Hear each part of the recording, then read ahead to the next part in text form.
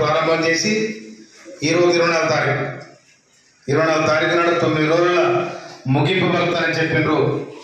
9 రోజులల్లా 9,000 కోట్ల రూపాయలు రైతుల ఖాతాలో వేసిన ఘనత రేవంత్ రెడ్డి గారి ప్రభుత్వానికి. రాష్ట్ర మంత్రివర్గాన్ని ఇందిరమ్మ రాజ్యంలో రైతులు మొత్తం సుఖశాంతులతో సుభిక్షంగా ఉండాలని చెప్పి కోరుకున్న రాజ్యం ఇందిరమ్మ రాజ్యం.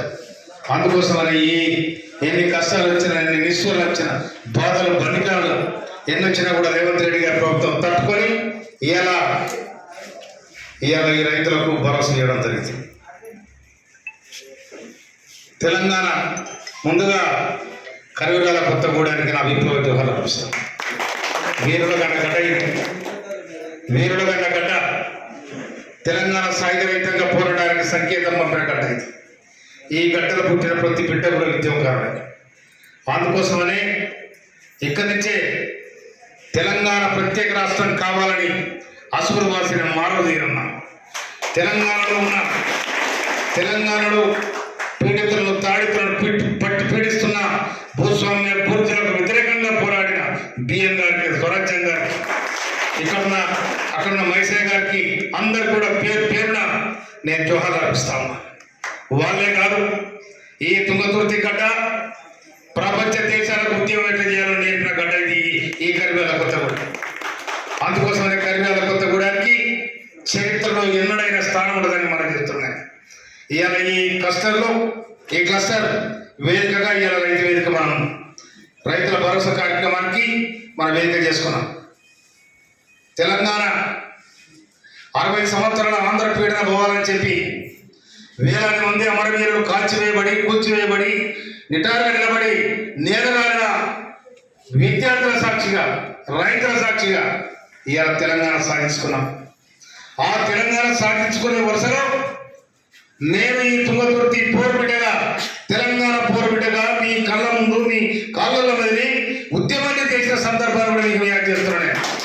ఎందుకంటే నేను తిరగని రోడ్డు లేదు, నా చెమడ చుక్కని కారని గ్రామం లేదు.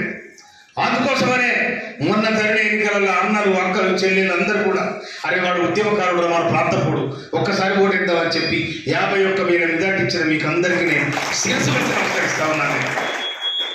మామూలు కాదు, ఇక్కడ మహానుభావులు చాలా మంది, మహానుభావులు ఎంతో మంది పోటీ చేశారు. కానీ ఎవరికి కూడా ఇంత మెజార్టీ ప్రజలకు, ఒక్క పేదవాడు మందల సాధన, ఒక ఉద్యమకారుడికి నిటారుగా నిలబడి మీరు సపోర్ట్ చేసిండ్రు, మద్దతు ఇచ్చిండ్రు. ఈ తుంగతుర్తి ఓటు ఇవాళ రేవంత్ రెడ్డి గారి ప్రభుత్వాన్ని, రేవంత్ రెడ్డి గారి ముఖ్యమంత్రి చేసింది. నేను మీ అందరి ఓట్లే ఇవాళ రేవంత్ రెడ్డి గారి ప్రభుత్వాన్ని, ఇందిరమ్మ రాజ్యాన్ని ఇవాళ తెలంగాణ రాష్ట్రంలో నిలబెట్టిన చరిత్ర. ఎందుకు ఈ ఇందిరమ్మ రాజ్యాన్ని ప్రజలు కోరుకున్నారు? 10 సంవత్సరాలుగా పోరాటం చేసి 60 సంవత్సరాల ఆంధ్ర పాలన, వలస పాలన అంత కావాలని చెప్పి కొట్లాడి తెలంగాణ సోనియా గాంధీ ఇస్తే అధికారాన్ని కేసీఆర్ చెప్తే చేసిన పనేది ఇవాళ 3 ఏళ్ళ కాళేశ్వరం కట్టింది. కాళేశ్వరం ఊరిపి లక్షల కోట్ల రూపాయలు ఖర్చు అయిపోయింది. దానికి సమాధానం ఎవరు చెప్పాలి? ఇవాళ ఈ నియోజకవర్గంలో నిజంగా ఏం అభివృద్ధి జరిగిందో మనం చెప్పాలి. ఇసుక మాఫియాలు, భూమాఫియాలు, దోపిడీలు ఇవాళ ఎస్ఆర్ఎస్పీ మేమే తీసినామన్నాం. నీ అయ్యే తట్టం వచ్చిందా? నువ్వు మట్టించావు ఎవడు?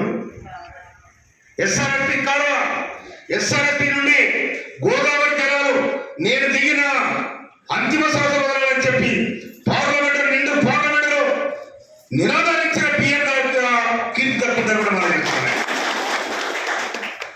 పార్లమెంట్లో 96 పార్లమెంట్లో వారు మాట్లాడుతూ తప్పకుండా గోదావరి నీళ్ళు మాత్రం తుంగతుర్తి రావాలని కొట్లాడే చరిత్ర బిఎన్ గారికి ఉంది.